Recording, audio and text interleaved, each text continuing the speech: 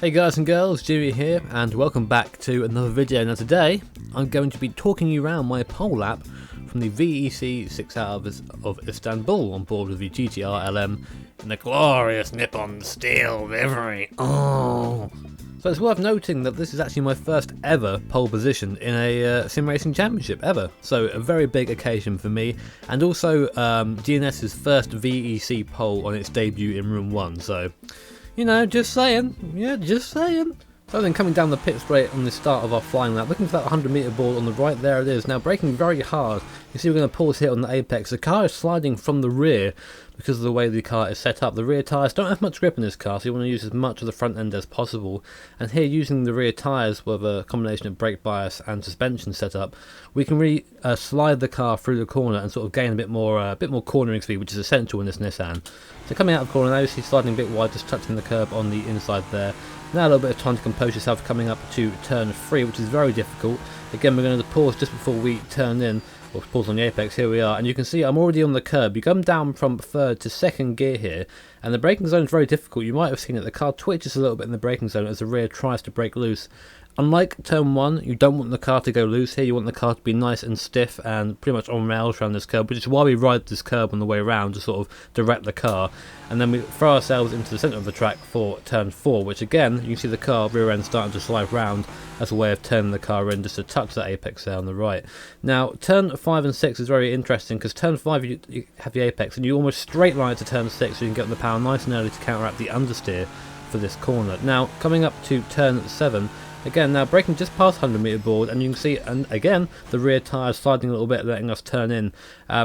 With this GTR, you want to have as tight a line as possible, so when you accelerate on the way out, you don't understeer off the circuit. You'll see that I actually take a very shallow line, and it's not until very close to the corner exit that I actually get anywhere near the curb. There it is, touching. Now for turn 8, this is very difficult in this car. You have to take, again, a very tight line. You go down to 4th gear here.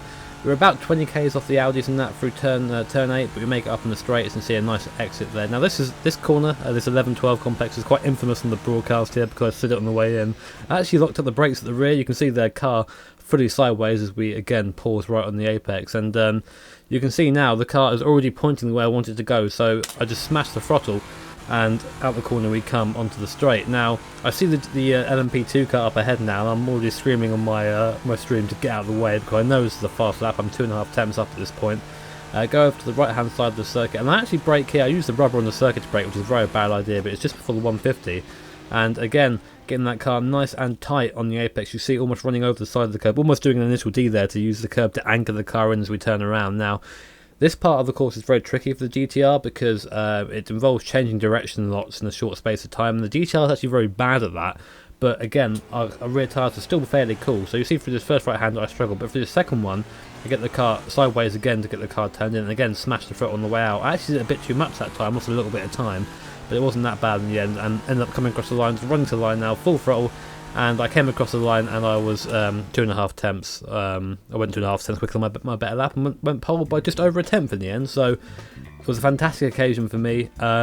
Really happy that the team worked so hard to get the car to where it was. Obviously, again, big shout out to Jamie Otis. He doesn't really get a mention otherwise because he doesn't really race outside of VLMS.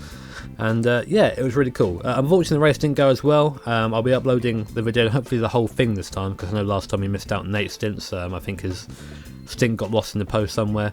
But yeah, I'll be uploading the whole thing in due course, so you can see how the race went for yourself. The broadcast is available, and I'll put that in the description somewhere as well if you want to watch it back that way.